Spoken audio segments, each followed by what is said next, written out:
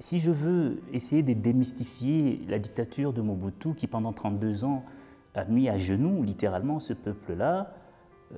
j'aurais besoin d'un événement comme celui-là qui parlerait aussi à l'universel parce que ce soit en Europe, en Amérique ou ailleurs, on a parlé de ce combat, en tout cas ceux qui s'intéressaient un peu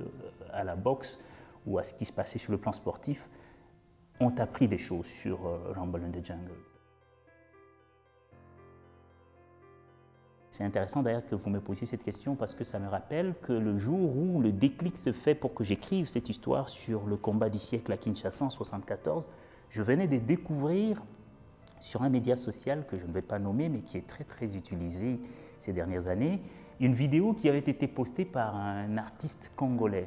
qui vit aux États-Unis, un chanteur qui avait mis un discours du dictateur Mobutu aux Nations Unies en 1973, avec un commentaire, encore une fois, relevant de cette nostalgie où il essayait d'encenser le tyran. Alors il y avait toute une série de commentaires d'autres gens, généralement des personnes d'origine congolaise, qui regrettaient justement cette personne-là. Alors là, je me suis dit, bon, je pense que c'est le moment où il faut que je me jette à l'eau et que j'essaie un peu de sortir cette histoire qui me tient à cœur et qui vise justement à rappeler, si possible, à la mémoire collective des Congolais.